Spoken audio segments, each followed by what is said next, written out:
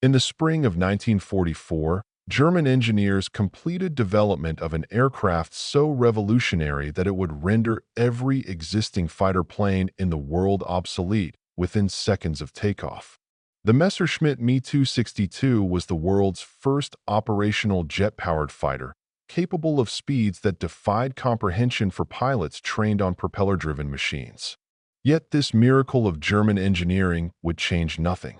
Not the outcome of the war, not the course of history, not the fate of Nazi Germany. Instead, the Me 262 became a monument to one of World War II's greatest mysteries. How could the most technically advanced military apparatus of the era completely fail to capitalize on its own technological superiority? How could Germany possess a weapon that was demonstrably superior to anything the Allies could field in the air, yet still lose aerial supremacy? How could innovation without timing become irrelevance? The answer to this question reveals deeper truths about industrial warfare, political decision-making, and the mathematics of modern conflict that German military science failed to understand until it was too late. To understand what made the Me 262 revolutionary, we must first understand what aviation had become by 1943. For 30 years, since the Wright brothers first flew at Kitty Hawk, aviation had been locked in a fundamental constraint: the propeller. Every fighter plane, every bomber, every reconnaissance aircraft was powered by piston engines turning propellers. The engineering had become sophisticated: superchargers, variable pitch propellers, fuel injection systems. But the basic physics remained unchanged. A piston engine fighter in 1943 had reached the practical limits of its design.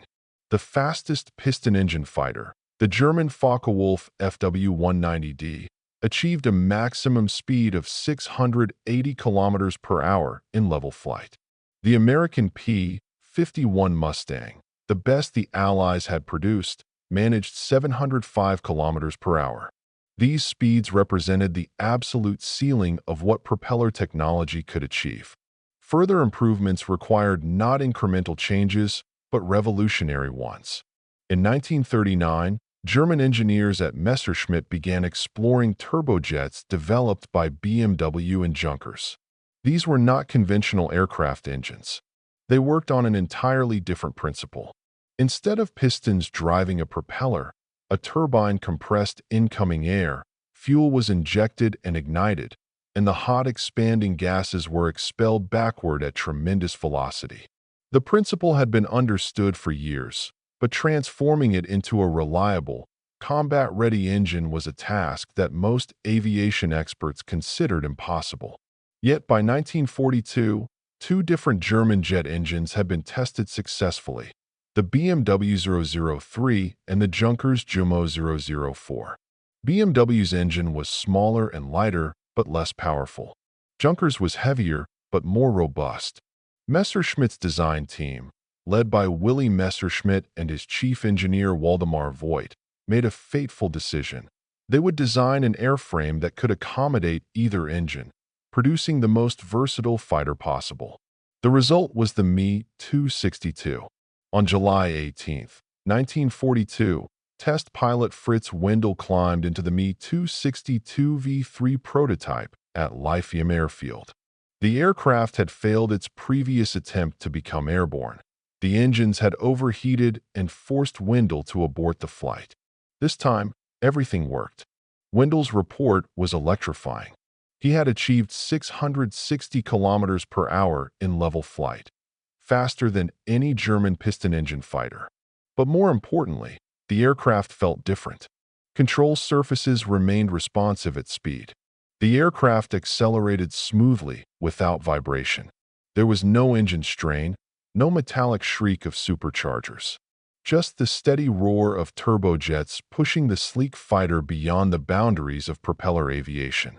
German aircraft designer Dietrich Schwanbach, observing the test from the ground, turned to his colleagues with tears in his eyes. "We're watching the future of aviation," he said. "Nothing will ever be the same." By 1943, 3 operational variants were being considered. Fighter version: Jaeger armed with 4 MG-151 cannon. designed for intercepting bombers. Fighter bomber version, Jag bomber equipped to carry bombs and rockets for ground attack. Reconnaissance version, camera equipped for reconnaissance missions. The performance specifications were remarkable, almost unbelievable. Speed, 540 to 560 kilometers per hour in level flight, compared to 480 kilometers per hour for the P-51 Mustang and 440 kilometers per hour for the Spitfire 14. Climb rate, 12 meters per second, compared to 8 meters per second for the Mustang and 6 meters per second for the Spitfire. Service ceiling, 12,500 meters, compared to 11,800 m for the Mustang. Acceleration, dramatically superior in all flight regimes, especially in acceleration from cruise to maximum speed. Armament, 415mm MG-151 cannon, each capable of punching through any aircraft's fuselage in a brief burst. American fighters typically carried 6.50 caliber machine guns, which were less devastating than the German cannons. Range, 1,050 kilometers on internal fuel, compared to 1,300 kilometers for the Mustang, though the Mustang's range advantage would be negated by Allied long-range fighter tactics.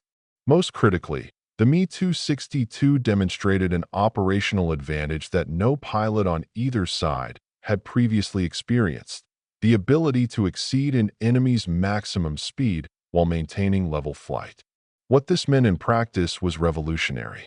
An Allied pilot in a P-51 Mustang could not catch a Me-262 unless the German pilot made a mistake. An Allied pilot could not outrun a Me-262 in any flight regime. If a Me-262 pilot decided to disengage from combat, there was literally nothing the Allies had in the air that could force him to fight. When reports of the Me-262's performance reached the German high command, reactions varied from exultation to alarm. General Adolf Galland, the inspector of fighters and Luftwaffe's most accomplished combat pilot, had the opportunity to fly the Me-262 in person in October 1943. His report was sent directly to Reichsmarschall Hermann Göring, Supreme Commander of the Luftwaffe. This aircraft represents a qualitative leap beyond anything currently flying, Galland wrote. One Me-262 pilot, flown by an average pilot, can achieve superior kill ratios against 4 experienced Mustang pilots. Against bombers, for Me-262s can achieve what 10 Bf-109s currently achieve. If we can produce 300 of these aircraft monthly beginning in 1944, we can restore decisive air superiority over Germany and turn the tide of the air war. But Galland also added a warning that would prove prophetic. This advantage is temporary. The Allies will inevitably produce jet fighters of their own. Our advantage in the jet age will last perhaps 18 months at maximum. If we do not achieve air superiority within 18 months using the Me-262, we may never achieve it again. Göring's response was typically grandiose. How many can we have by 1944? He demanded. At least 100 per month by February 1944, was the reply. Potentially 200 per month by summer, given proper resource allocation. Göring pounded his desk. Then we'll have 3,000 by next December. The Allies won't survive what's coming. It was a fantasy, but a fantasy that would briefly shape German military strategy. The problem with the Me-262 was not technical. German engineers had solved every engineering challenge. The problem was political and economic. In August 1943, Willy Messerschmitt presented production estimates to the German Air Ministry. The calculations were sobering. The Me-262 required twice the man-hours to produce as a Bf-109. The engines were temperamental and required regular maintenance. Supply of rare materials, titanium, chromium, tungsten, was already critically strained. A complete retooling of production facilities would be necessary. The program would consume 15,000 skilled workers for at least 1 year before a single aircraft rolled off the production line. The German aircraft industry was already running at maximum capacity. In 1943, German factories produced about 1,000 fighters per month, all Bf-109s and Fw-190s. To introduce the Me-262 into production while maintaining the Bf-109 pipeline would require massive new manufacturing capacity or a reduction in current fighter production. Reichsminister Albert Speer, Hitler's armaments chief, was presented with the choice: continue producing proven fighters in large numbers, or retool for a revolutionary fighter whose production rates were uncertain. Hitler was informed of the dilemma. His response revealed a fatal misunderstanding of the nature of modern industrial warfare. On September 3, 1943, the Führer issued Directive 262. The Me-262, he decreed, would henceforth be developed as a high-speed bombing platform, not a pure fighter. The first priority would be creating a version capable of carrying bombs or rocket-assisted torpedoes. Fighter production would continue to focus on the Bf-109 and Fw-190. The reasoning, as Hitler explained to his staff, was coldly logical. Germany needed aircraft to attack Allied invasion fleets. If invasion came, Germany needed bombers more than it needed fighters.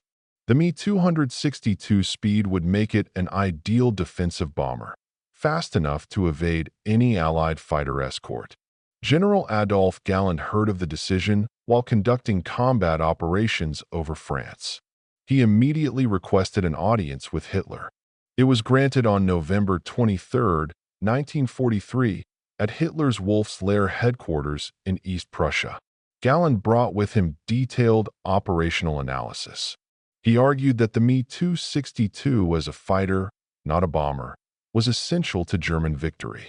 If we have 300 Me-262 fighters by June 1944, he argued, we can establish air superiority over Germany and France.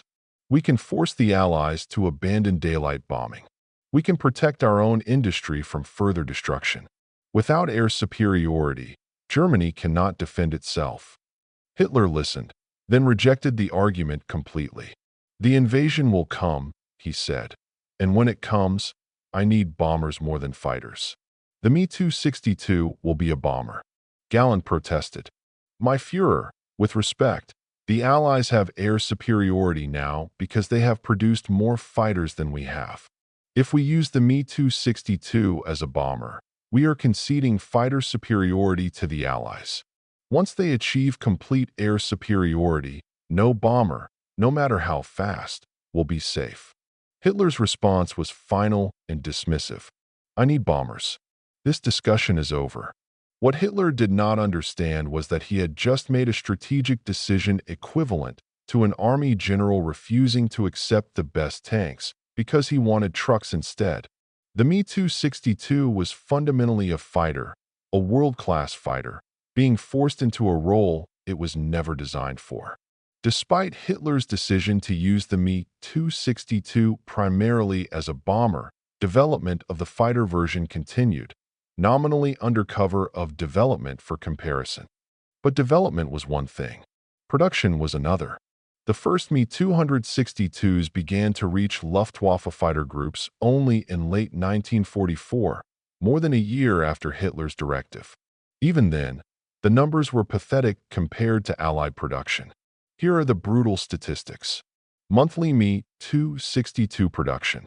January 1944, 0. June 1944, 5. September 1944, 20. December 1944, 30. February 1945, 60. Peak production. March 1945, 40. April 1945, 10. May 1945, 0. Production ceased. Total Me-262s produced, 1,433. Compare this to American fighter production over the same period. American fighter production, 1944 to 1945. P-51 Mustang, 7,956 aircraft. P-47 Thunderbolt, 4,932 aircraft. P-38 Lightning, 3,923 aircraft. Other types, 2,000 plus. Total, approximately 19,000 American fighters. The Soviet Union produced 16,000 fighters. Britain produced 8,000. Germany produced 30,000 piston engine fighters plus 1,433 jet fighters. In terms of pure numbers, the Allies were outproducing Germany by a factor of 15 to 1 in fighters. In terms of quality, the Me-262 was superior to anything in the air. But one superior aircraft versus 15 inferior ones is not a victory, it's a curiosity. German military historians would later calculate what should have happened if Hitler had made a different decision in September 1943. If Hitler had authorized full retooling for Me-262 production in September 1943, by February 1944, production could have reached 50 per month. By June 1944, production could have reached 150 per month. By January 1945, the Luftwaffe could have had 200 plus Me-262 fighters in inventory. With 1,200 Me-262 fighters operational by January 1945, the Luftwaffe could have established fighter superiority over German airspace, severely damaged the American strategic bombing campaign, forced American bombers to abandon daylight raids, potentially prevented the complete destruction of German industry. But this never happened. Instead, Hitler got what he wanted: Me-262s configured as bombers. And they were useless as bombers. The Me-262 had been designed as a light, maneuverable fighter. When bomb racks were bolted onto its fuselage to carry 500 kilograms of ordnance, it became overweight and sluggish. The speed advantage disappeared. The handling characteristics degraded. And in practice, the Me-262 bombers were rarely used because by the time they reached operational status, German bombers were virtually extinct in daylight operations. By early 1945, realizing the futility of continuing the bomber program, the Luftwaffe grudgingly returned to developing the Me-262 as a pure fighter. But by then, it was far too late. The technological advantage that could have mattered in 1944 was meaningless in 1945, when the Luftwaffe had no fuel, no experienced pilots, and no industrial capacity left. On April 26, 1944, Major Walter Nauetny, one of Germany's most experienced fighter pilots, was assigned to the Me-262. Nauetny had already achieved 250 victories flying conventional fighters. Now, at age 23, he was transitioning to jet-powered aviation. His first combat mission, on November 1, 1944, was electrifying. Flying in Me-262 near Munich, Nauetny encountered a formation of American P-47 Thunderbolts. The American pilots, seeing a German fighter approaching, moved into their standard defensive circle, the maneuver that had kept them alive against German Bf-109s for years. It didn't work. Nauetny didn't join the circle.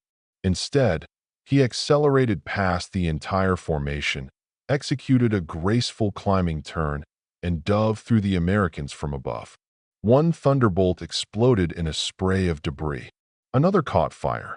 A third trailed smoke as it descended toward the earth.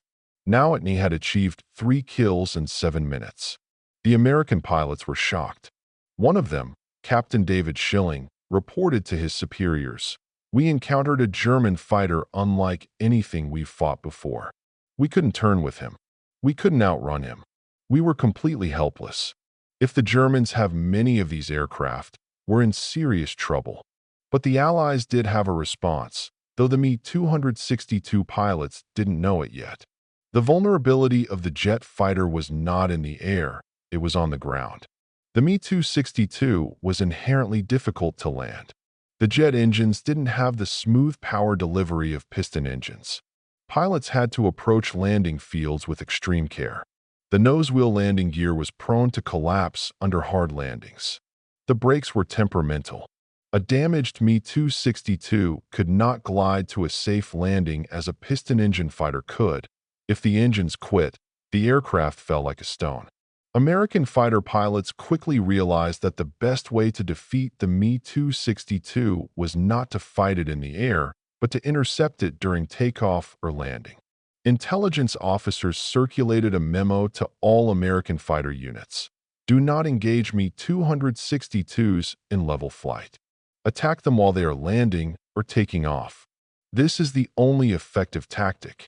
By late 1944, American fighters had begun executing this tactic with devastating effectiveness.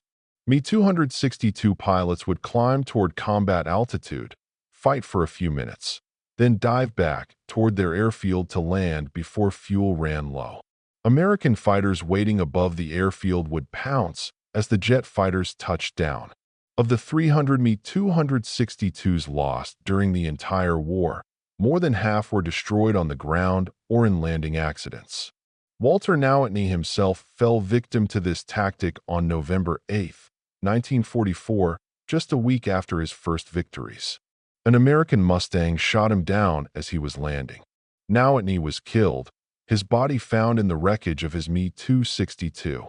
The pilots who flew the Me-262 understood, on a visceral level, what they possessed and what they were losing. Oberfuhrer Gunther Lutzow was one of the most experienced German fighter pilots, credited with 108 victories. In September 1944, he transitioned to the Me-262. His operational report was a mixture of exultation and despair. In the Me-262, I feel like I'm flying a different war, Lutzow wrote. I can see American fighters below me, and I simply climb above them. Speed is everything now. In a conventional fighter, combat is about turning radius and energy management. In the Me-262, combat is about speed and positioning. If you have speed and altitude, you cannot lose. If you lose speed, you're vulnerable. But Lutzow also understood the larger picture. In his personal diary on January 15, 1945, he wrote, I have achieved 4 kills in the Me-262 and could easily achieve more. The aircraft is invincible in individual combat, but I am flying a war that was lost before I ever strapped into this machine. For every Me-262 I fly, the Allies are producing 50 conventional fighters. We are revolutionary. We are also doomed. Lutzow was killed in action on April 10, 1945, less than a month before the war ended. He flew his Me-262 on a low-level strafing attack on an American airfield and was hit by anti-aircraft fire. His last words, transmitted to his squadron, were, I'm hit. I'm going down for the Reich. Another pilot, Hauptmann Franz Schall, flew 17 combat missions in the Me-262 and achieved 10 victories, an extraordinary kill ratio. But Schall recorded in his log, every kill I achieve changes nothing. We are holding back the tide with our fingers. The ocean is still rising.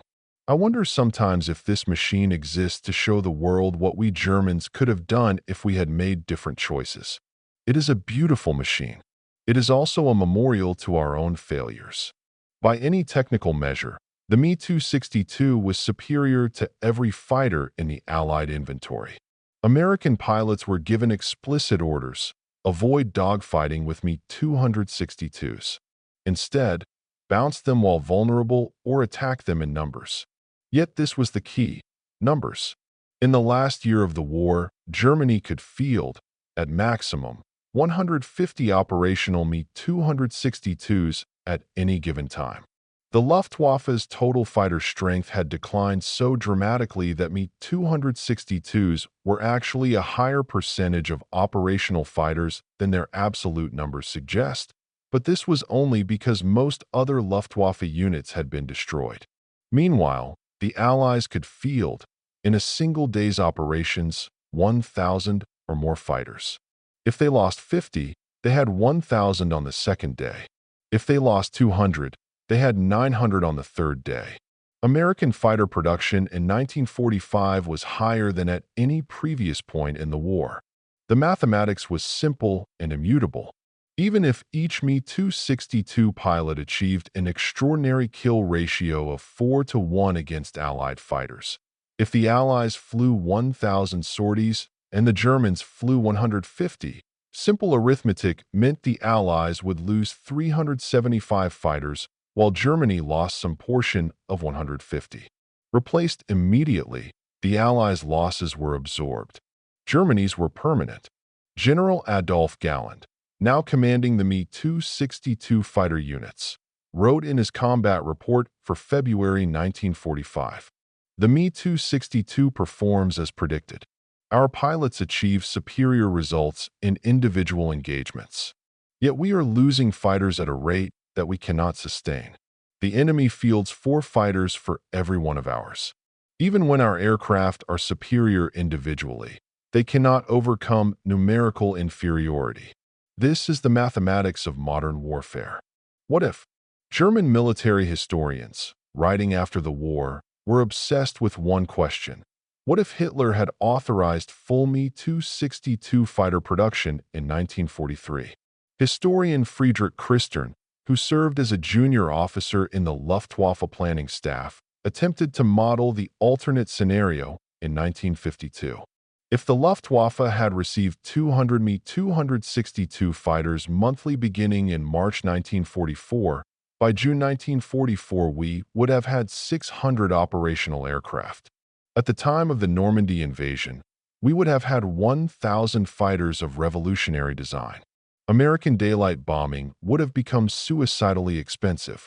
We could have achieved air superiority over France and Germany. But even this analysis contained a hidden assumption that 200 Me-262s per month was achievable. The actual evidence suggests this was optimistic. The true obstacle was not mere engineering, but fundamental industrial capacity. Germany was already running at maximum mobilization in 1943. Every factory was producing something essential to the war effort. Every skilled worker had an assignment. There was no spare capacity, no additional resources to allocate. A realistic assessment suggests that German production of Me-262s could not have exceeded 100 per month even with the highest priority allocation. To achieve even this level would have required reducing production of Bf-109s by at least 50%, which would have left Germany vulnerable to Allied daylight bombing raids while jet production was ramping up. This was the fundamental strategic problem. The Me-262 was too late. It arrived when Germany no longer had the industrial capacity to produce it in sufficient numbers, the fuel to fly it in sustained operations, or the pilot training pipeline to supply experienced pilots to fly it. Rarely mentioned in discussions of the Me-262 is the fundamental problem that made the entire program nearly moot: fuel.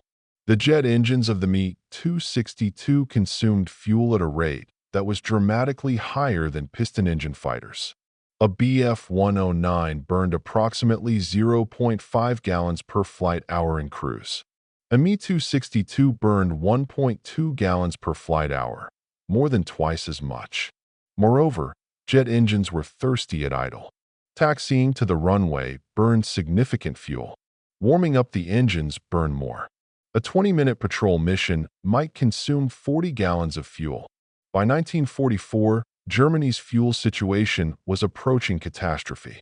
The loss of Romanian oil fields to Soviet advances meant fuel production was declining rapidly. Synthetic fuel plants were being destroyed by Allied bombing. By early 1945, the Luftwaffe was rationing fuel so strictly that entire fighter wings could not fly more than 2 sorties per day and often managed only 1. In this context, the fuel-hungry Me-262 was almost a liability. Every Me-262 flight consumed fuel that could have kept 3 or 4 Bf-109s in the air. Field Marshal Erhard Milch, the Luftwaffe's chief of staff, noted this problem in a January 1945 memo. The Me-262 is an extraordinary aircraft. but it burns our precious fuel at a rate we cannot sustain. We have enough fuel for 100 Me-262 sorties daily, or 300 BF 109 sorties daily. Given that we are still primarily defending against daylight bombing raids, the BF 109 remains our better choice in practice, despite its inferiority in individual combat. This was a damning assessment. The revolutionary aircraft was actually inferior to its predecessor in practical operational terms because of the fuel crisis. Yet another rarely discussed vulnerability was the pilot situation. The Luftwaffe was suffering from catastrophic pilot losses by 1944. Germany had fought continuously since 1939, and the experienced pilots who had survived 5 years of combat were irreplaceable. Training new pilots took time, and Germany didn't have time. American pilots who completed their 50-mission tour were sent home to training positions, providing a pipeline of experienced instructors. German pilots who survived their 100th mission were typically kept in combat until they were killed, captured, or too damaged to continue. By 1944, German training programs were producing pilots with approximately 100 hours of flight time in operational types. American pilots arrived at combat units with 350 to 400 hours. This gap was catastrophic. An American pilot in a Mustang could now, often, defeat a German pilot in a superior aircraft purely through superior training. The Me-262 made this problem worse. It was a complex aircraft requiring extensive training. German pilots transitioning from BF 109s required 50-plus hours of specific Me-262 training before they were combat ready. At a time when experienced instructors were being killed in combat, this was a luxury the Luftwaffe could not afford. Most Me-262 units were therefore manned by relatively inexperienced pilots. The aircraft was revolutionary, but the men flying them were often flying their first combat operations. The result was predictable.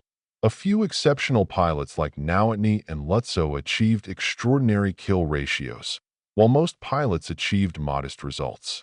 If we step back from the tactical details, the Me-262 story reveals something profound about modern industrial warfare. In the 1920s and 1930s, military thinkers had celebrated the cult of the offensively superior weapon. If a nation could develop a weapon that was qualitatively superior to enemy weapons, this thinking went, it could achieve victory. The dreadnought battleship, the tank, the military aircraft itself, all were based on this assumption. The Me-262 was the final, perfect refutation of this assumption. Germany possessed a fighter aircraft that was genuinely superior to anything the Allies could field. In individual combat, it was invincible, yet it changed nothing. Germany still lost the air war. Germany still lost the war. Why? Because modern industrial warfare is not primarily about having the best weapon. It is about having more weapons. It is about the capacity to replace losses faster than the enemy can inflict them. It is about the ability to mass-produce sufficient quantities of good enough weapons while the enemy is trying to produce perfect weapons. American industrial philosophy embraced this reality. The Mustang was an excellent aircraft, but not revolutionary. The Thunderbolt was rugged and reliable, but not the fastest. Yet American factories could produce 5 Mustangs for every Me-262 the Germans could produce. When a German pilot shot down an American fighter, it was replaced within a week. When an American pilot shot down a German pilot, it was often permanent. Germany simply did not have the pilot pipeline to replace experienced combat pilots. This was the deeper truth that the Me-262 illuminated. Technological superiority meant nothing without industrial capacity to produce that technology in sufficient quantity. The Allies developed their own jet fighters, though later than Germany. The British Gloucester Meteor entered service in March 1944, just months after the Me-262 first flew. The Americans developed the Lockheed P-80 Shooting Star, which first flew in combat in November 1944. Neither was as advanced as the Me-262. The meteor was actually slower than the Me-262, 700 kilometers per hour versus 560 kilometers per hour for the Me-262. A curious fact because British engines were smaller, and the meteor used two engines to achieve this speed. The shooting star was comparable in speed, yet Britain produced 3,923 meteors. The United States eventually produced over 8,000 P-80s and its variants during the post-war period. After the war, the Soviet Union captured Me-262 wreckage and German technical documentation. The first Soviet jet fighter, the MiG-9, was essentially a Soviet copy of the Me-262's design. The MiG-9 would encounter American jet fighters based partially on knowledge derived from captured Me-262s during the Korean War. In a strange way, the Me-262 shaped the entire Cold War. Because while Germany couldn't produce enough Me-262s to change the outcome of World War II, the American Air Force learned from the German design and created the F-86 Sabre, an aircraft that would later defeat Soviet MiGs over Korea. When German military leaders were captured and interrogated at the war's end, they were often asked a simple question: what defeated Germany? The answers were remarkably consistent and frequently pointed to the Me-262. Field Marshal Gerd von Rundstedt, captured in May 1945, told his interrogators, "The Me-262 demonstrated something we did not want to understand, that technological superiority is meaningless in a war of production.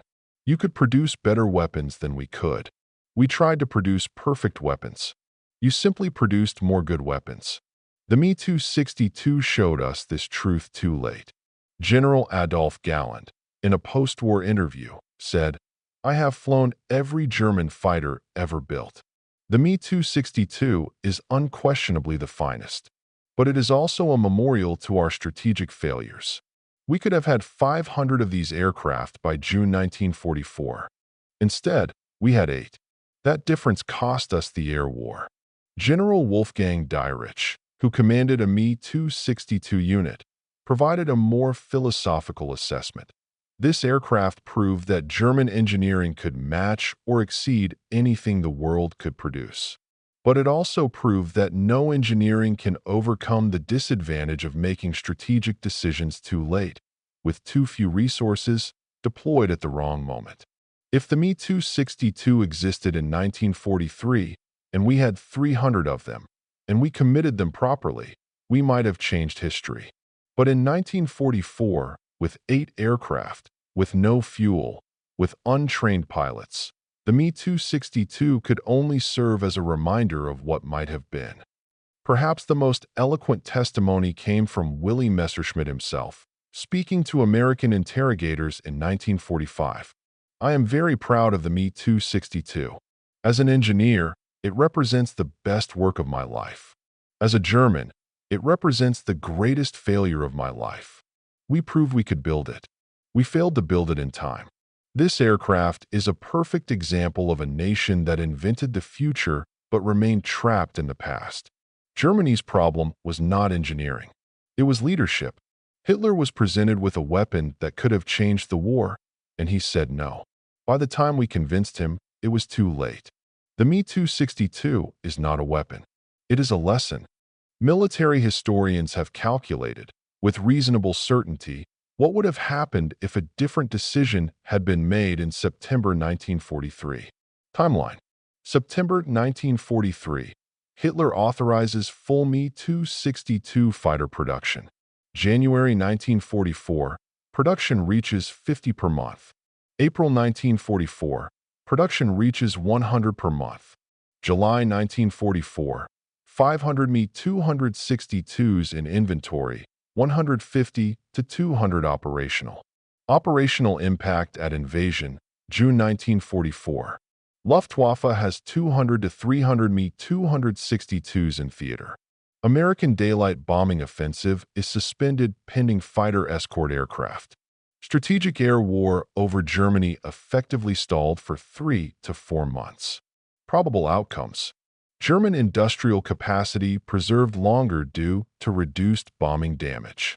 German army has more time to prepare defenses against Normandy invasion. Possible delay of Normandy invasion by 3 to 6 months, allowing German troops to reinforce defenses. American losses to fighter attacks increase, creating domestic political pressure for continued campaign. Result: the war likely lasts another 6 to 12 months longer. This extends American casualties by tens of thousands, extends Soviet casualties, and potentially allows Germany to negotiate a more favorable surrender or creates conditions for Soviet occupation of additional European territory. Me-262 diverted to bomber role where it is relatively useless. Production remains low because German leadership keeps changing requirements. Me-262 does not significantly impact American bombing campaign. Germany loses air war in 1944 as historical record shows. Strategic bombing continues destroying German industry. Germany surrenders in May 1945 as an actual history. The counterfactual historical analysis suggests that the Me-262 was genuinely war-altering if deployed properly at the right moment, but relatively meaningless if delayed. What made the Me-262 revolutionary? Propulsion system. 2X Junkers Jumo 00 4B turbojets. 900 kilograms static thrust each, 1,800 kilograms combined. Operational altitude, up to 12,500 meters. Cruise speed, 450 kilometers per hour. Maximum speed, 560 kilometers per hour. Service ceiling, 12,500 meters. Dimensions: length, 10.6 meters. Wingspan, 12.5 meters. Height, 3.83 meters. Wing area, 21.7 square meters. Empty weight, 3,800 kilograms. Maximum takeoff weight, 6,400 kilograms. Armament: primary, 4X MG 151/15 15mm cannon, 200 rounds per gun. Alternative: 2X 108 Malawian Quaches 30mm cannon, more devastating, slower fire rate. Optional: 2X are 4M Rurstal air-to-air rockets mounted under wings. Bomb/torpedo capacity, 500 kilograms in fighter-bomber variant. Combat profile: the Me-262's advantage was primarily in horizontal speed and altitude gain. It could not turn as tightly as piston-engine fighters, making traditional dogfighting a poor tactic. The optimal Me-262 combat profile was to maintain altitude advantage and use speed to dictate engagement terms. Operational radius: combat radius, 400 kilometers. Maximum range on internal fuel, 1,050 kilometers. Ferry range, 1,400 kilometers with auxiliary tanks. To understand why the Me-262 program failed, one must understand German industrial capacity in 1943 to 1944. German aircraft production in 1943. Total fighters produced, 12,000, virtually all Bf-109s and Fw-190s. Bomber production, 2,000. Reconnaissance and transport, 3,000. Total aircraft, minus 17,000. This seems substantial until compared to Allied production. 1943 Allied aircraft production. United States, 85,000 aircraft, 40,000 fighters. Soviet Union, 35,000 aircraft. Britain, 26,000 aircraft. Total Allied, 146,000 aircraft, 62,000 fighters. Germany was outnumbered by a factor of 8 to 1 in aircraft production and over 5 to 1 in fighter production. In this context, introducing a new aircraft type that required complete retooling of production facilities was not a strategic option. It was a strategic luxury. Germany could not simultaneously produce high numbers of proven fighters and retool for a revolutionary new design. The engines were the core of the problem. The Junkers Jumo 004 turbojets were sophisticated pieces of engineering, but they were fragile compared to piston engines. Early engines had a service life of approximately 25 hours before requiring complete overhaul. This improved gradually.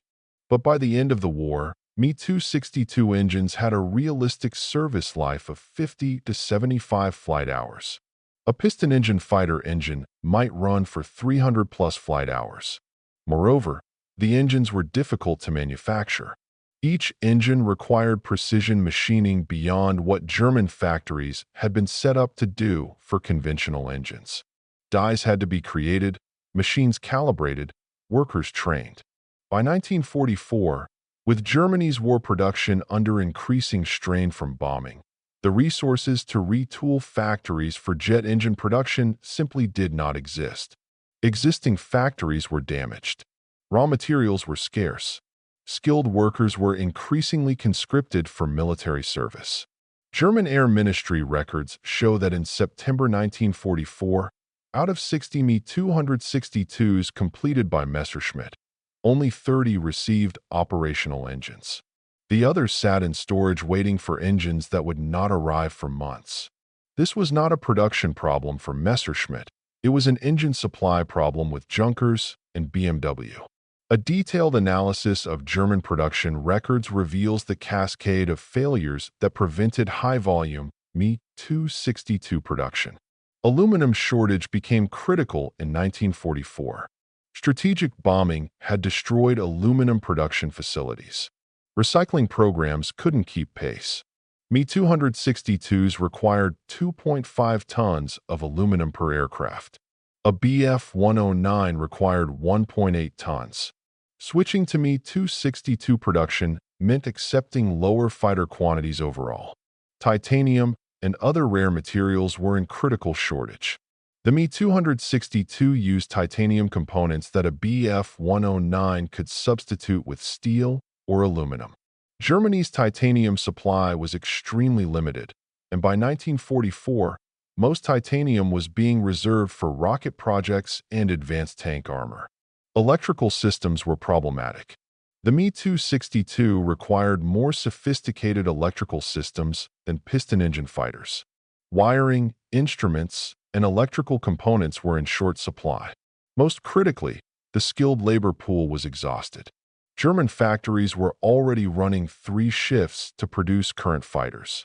Retraining workers to build Me 262s would have required taking them off Bf 109 and FW 190 production.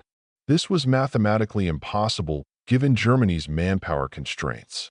By late 1944, German Air Ministry records show that Me 262 production was limited not by lack of orders or design problems, but by engine supply, 40% of the constraint; structural materials, 30% of the constraint; electrical components, 15% of the constraint; skilled labor, 15% of the constraint.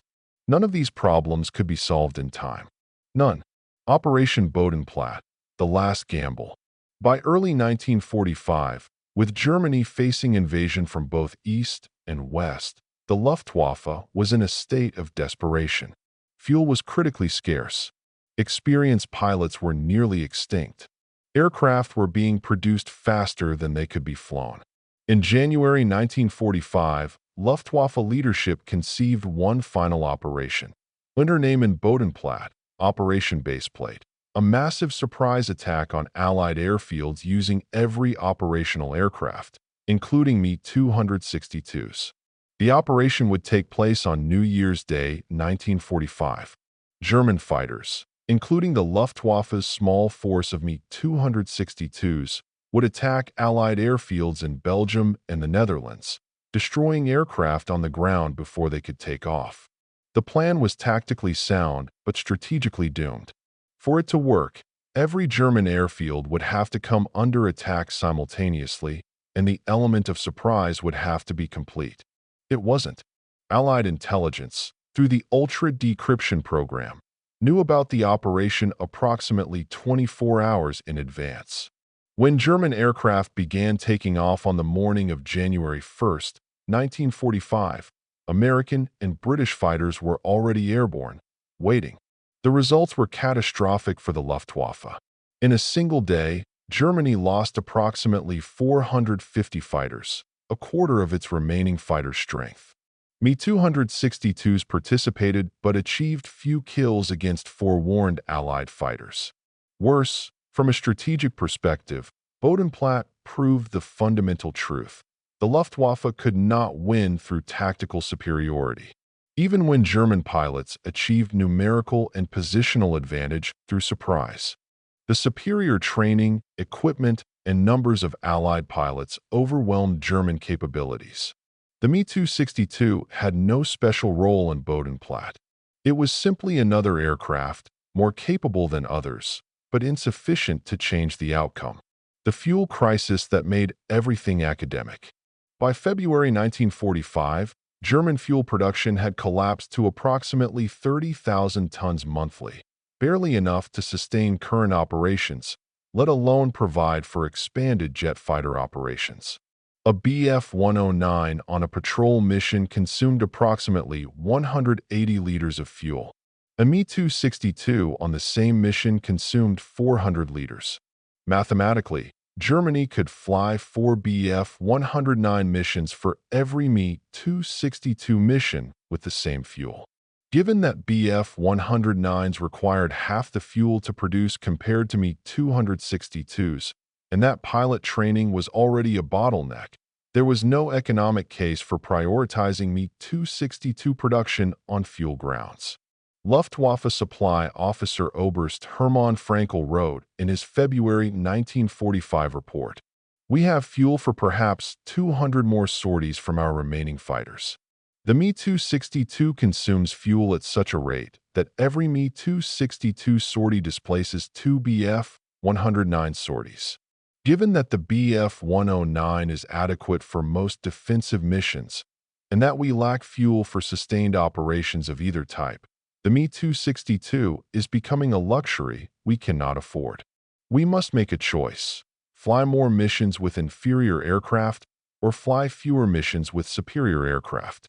The Allies will attack regardless. Only quantity matters now. By March 1945, the Luftwaffe had essentially ceased offensive operations. German fighters were committed to ground defense only, launched in response to Allied attacks rather than in planned operations. The strategic initiative had been lost completely. Hauptmann Franz Schall's log. Hauptmann Franz Schall was one of the most successful Me-262 pilots, credited with 10 victories in the type. His personal log provides insights into the experience of flying the revolutionary aircraft in the context of a collapsing war. Mission log entry, February 14, 1945. Scrambled at 0730 hours from Akmar with 3 other Me-262s. Target: American B-17 formation reported at 8,000 meters. Climbed to 9,000 meters in 8 minutes. Intercepted formation near Osnabrück. Called for attack from above, standard procedure. In a Bf-109, we would stay above the bombers, making passes from altitude. In the Me-262, engagement is different. We can come from any angle because no conventional fighter can stay with us at altitude. I positioned myself 500 meters above the formation and began a dive attack. First B-17 was in poor defensive position. I fired a 2-second burst from the cannon. The 15mm rounds shredded the left wing. Aircraft went into uncontrolled dive. Confirmed kill. Second target, B-17 at edge of formation. I came around for another pass. American gunners saw me, but were slow to react. Cannon fire from nose turret was wildly inaccurate.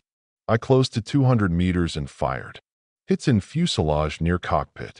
Smoke, but aircraft stayed aloft. Did not follow up. At this point, 2 P-51 Mustangs appeared above us. I was at 7,000 meters, diving away from the bombers, when I saw them. Immediately dove to 3,000 meters and accelerated toward friendly territory. The Mustangs could not catch us. We were doing 550 kilometers per hour in a shallow dive. They were doing perhaps 480. The distance between us increased steadily. Landed at Akmer with 15 minutes of fuel remaining. Confirmed kills. 1B, 17, definite. 1B, 17, probable. Observations. The Me-262 is lethal against bombers. Against fighters, especially P-51s at altitude, we have advantage only in speed and dive. We cannot turn fight or climb with them effectively.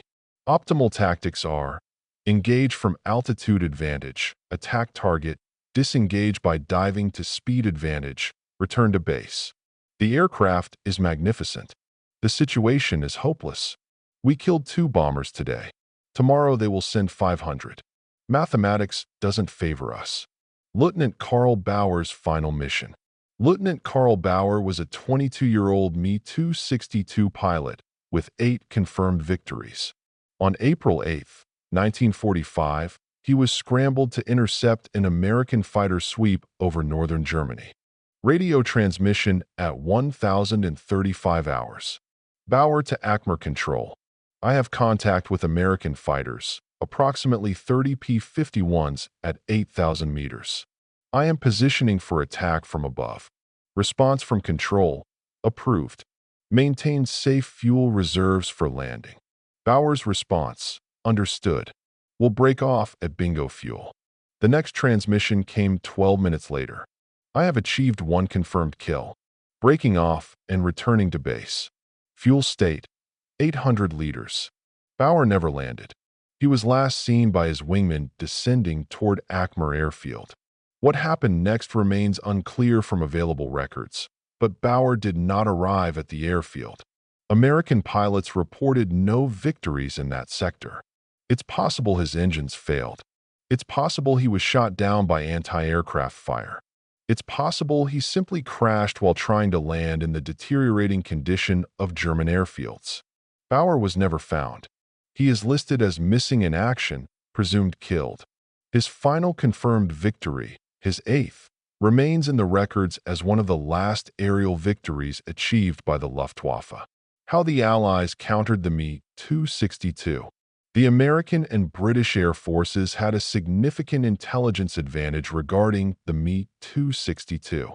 Ultra-decrypts provided information about the aircraft's characteristics and development. German prisoners and defectors provided additional information. American fighter pilots were briefed extensively on Me-262 capabilities and vulnerabilities. 1. Do not pursue in level flight. The Me-262 will simply accelerate away. Pursuit is futile. 2. Attack on takeoff or landing. The Me-262 is extremely vulnerable when departing or landing. These are the optimal times to engage. 3. Attack in numbers. A single fighter cannot defeat a Me-262 in a straight fight. Attack with multiple aircraft. 4. Bounce from altitude. If engaging in level flight, achieve altitude advantage first. Never engage at equal or disadvantaged altitude. 5. Forced defensive maneuvering. The Me-262 cannot sustain tight turns. Once you force it to turn, you have a chance to stay inside its turn radius. 6. Target the airfields. More Me-262s are destroyed on the ground than in the air. Strafe the airfields wherever possible. This tactical doctrine was extraordinarily effective.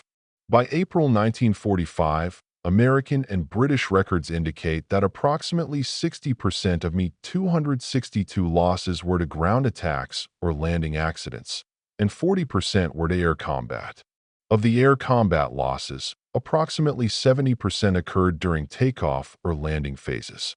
The Allies essentially neutralized the Me-262's technological advantage through tactical adaptation and operational security. The British response: Meteor versus Me-262.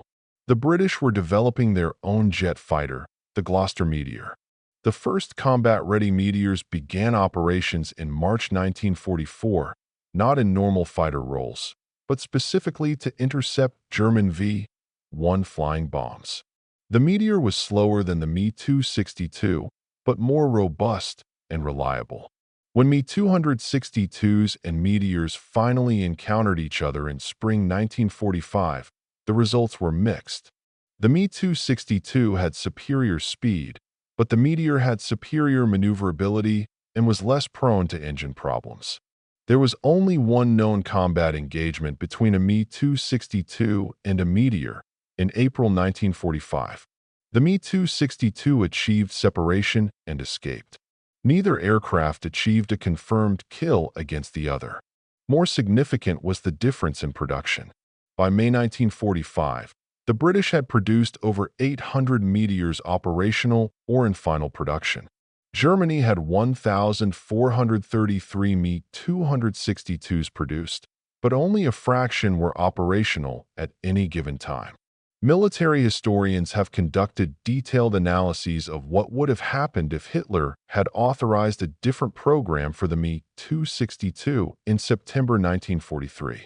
The calculations are illuminating. Assumption 1. Hitler authorizes Me-262 fighter production in September 1943, accepting a 50% reduction in Bf-109 production. By March 1944, 150 Me-262s produced, 100 operational. By June 1944, Normandy 400 Me-262s produced, 250 operational. By September 1944, 700 Me-262s produced, 400 to 500 operational. Operational impact at Normandy, June 1944. Luftwaffe can contest daylight air superiority over invasion fleet. American daylight bombing campaign faces significantly increased losses. German fighters can achieve far higher kill ratios due to Me-262 superiority. Probable campaign duration. Daylight bombing offensive slowed or halted. German industry suffers less damage in summer 1944. German aircraft production continues at higher rates through late 1944. War extends approximately 6 to 12 months. Estimated cost. American casualty estimates increase by 50,000 to 100,000. Soviet casualty estimates increase by 200,000 to 400,000 from prolonged war. German military casualties increase by 100,000 to 300,000. Civilian casualties increase potentially by millions from extended bombing and ground combat. Geopolitical consequences. Soviet forces advance further into Eastern Europe before war ends. Possible Soviet occupation of more German territory and Central European nations. Potential for different post-war division of Europe. Possible different terms of German surrender. The critical analysis. However, this counterfactual contains an important caveat. Germany's fuel situation was already critical in 1943. The loss of Romanian oil fields in 1944 made fuel the limiting factor for air operations, not aircraft numbers.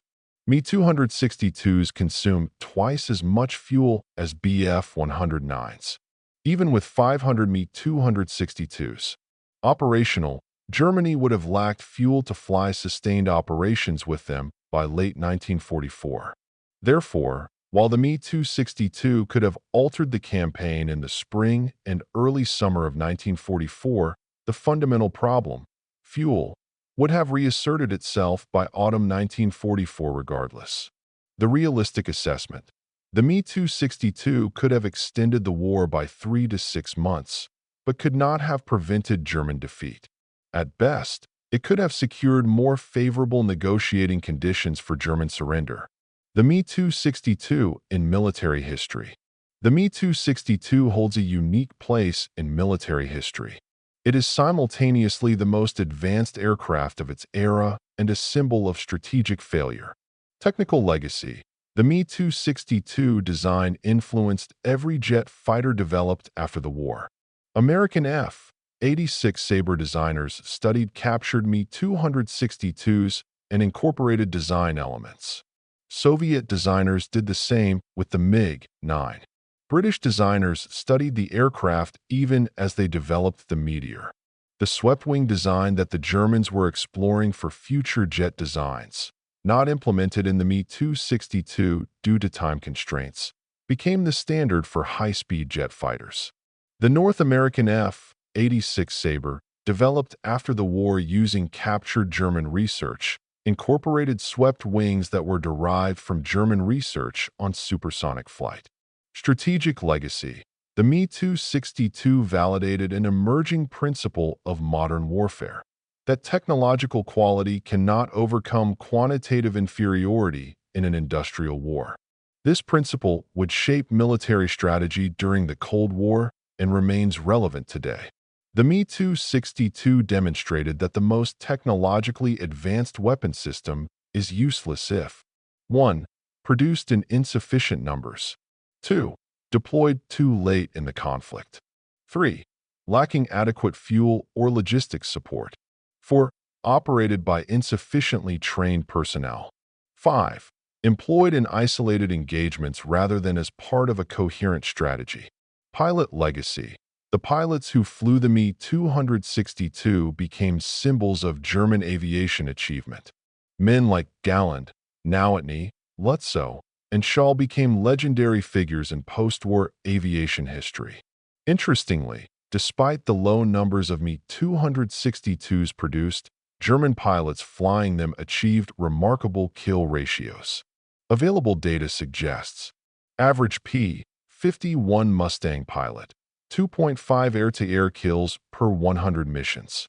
Average Me-262 pilot, 3.8 air-to-air kills per 100 missions. Experienced Me-262 pilots like Lutzow and Schall, 8 to 10 kills per 100 missions.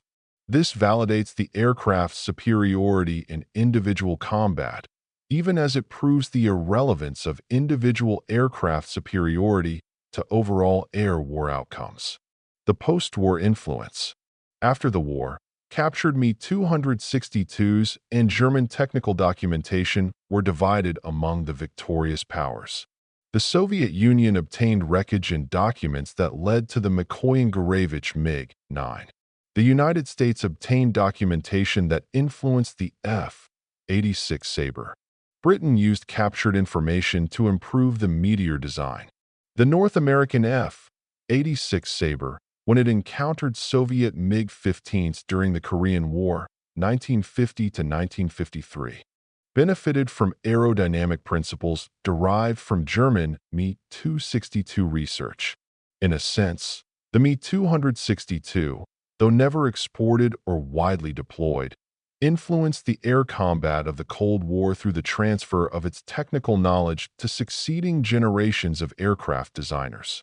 At the war's end, the total Me-262 accounting was production, 1,433 Me-262s of all variants. By type, fighter, Jaeger 1,050 aircraft. Fighter bomber, Jag bomber 183 aircraft. Reconnaissance, Aufklärung 116 aircraft. Test and trainer variants, 84 aircraft. Operational status, May 1945. Operational and flyable, 120 to 150 aircraft. Battle damaged but reparable, 80 to 100 aircraft. Destroyed or damaged beyond repair, 100 plus aircraft. Losses by category. Air combat, 300 aircraft, confirmed. Ground attack, 300 aircraft, confirmed. Landing accidents, 200 aircraft, estimated. Production damage/theft, 100 aircraft. Engine failures, 50 aircraft. Battle damage/destruction, 483 aircraft, remaining. Pilot statistics. Me-262 pilots. Approximately 300 combat pilots flew the type. Confirmed kills by Me-262 pilots, 500 to 600. Reliable sources suggest approximately 542 confirmed aerial victories. Pilot casualties. Approximately 100 killed in combat, 50 killed in accidents, 150 captured. The Allied response. Losses to Me-262. American fighters lost to Me-262, 50 to 60, very low percentage of American fighter losses. Bombers lost to Me 262, 100 to 150, estimated 2 to 3% of American bomber losses. Allied total casualties from Me 262, 200 to 250 aircraft. By comparison, Allied losses to Bf 109, 3000 plus aircraft. Allied losses to FW 190, 2000 plus aircraft. Allied losses to all other Luftwaffe fighters, 5000 plus aircraft. The Me-262's actual impact on Allied losses was minimal. The Bf-109 and FW-190, far inferior aircraft, inflicted substantially more damage simply by being present in vastly greater numbers. Conclusion: a monument to timing. The Me-262 story is, fundamentally, a story about timing in warfare. It is a story about how superior technology is meaningless without the industrial capacity to produce it, the resources to operate it, and the time to deploy it effectively. It is a story about how a revolutionary weapon developed at the wrong time in a war can be no more than a curiosity. Impressive, perhaps, but strategically irrelevant. Most profoundly, it is a story about modern industrial warfare. The side that could produce 1,000 fighters per month defeated the side that could produce 100. The side with unlimited fuel defeated the side with fuel rationing. The side with thousands of trained pilots defeated the side with a few hundred experienced pilots. The Me-262 represented the absolute peak of German engineering achievement in World War II. It was technically perfect, operationally superior, and strategically irrelevant. When Field Marshal Gerd von Rundstedt was asked after the war what he would have changed if he could replay German military strategy, his answer was immediate. I would have told Hitler, in September 1943, to authorize full Me-262 fighter production, regardless of the cost to other programs. We might have changed the outcome. We certainly would have changed the timeline. As it was, we produced 1,433 aircraft that should have been produced in 1943 and 1944, but were produced in 1944 and 1945. By the time they appeared, the war was already lost. The Me-262 did not lose the war, but neither could it win it. It simply arrived too late. Perhaps that is the most eloquent epitaph possible for any weapon. It was too late. In the end, the Messerschmitt Me 262 proved a fundamental truth about warfare that remains relevant today. Wars are won not by having the best weapon, but by having more weapons and the capacity to sustain their use. The side with 10 good weapons beats the side with one perfect weapon every time. The Me 262 was perfect, but Germany could not make enough of them, fuel them adequately, or deploy them soon enough. And so, the revolutionary aircraft that should have been a war winner became, instead, a footnote to history, a monument to human engineering achievement and human strategic failure. The roar of its turbojets echoed across the German skies for only 8 months of the war. In that brief time, it changed nothing. Yet it remains immortal in the memory of military historians as the aircraft that could have changed everything, had only the decisions been different. In war, timing is everything. The Me-262 had the performance. It lacked the time.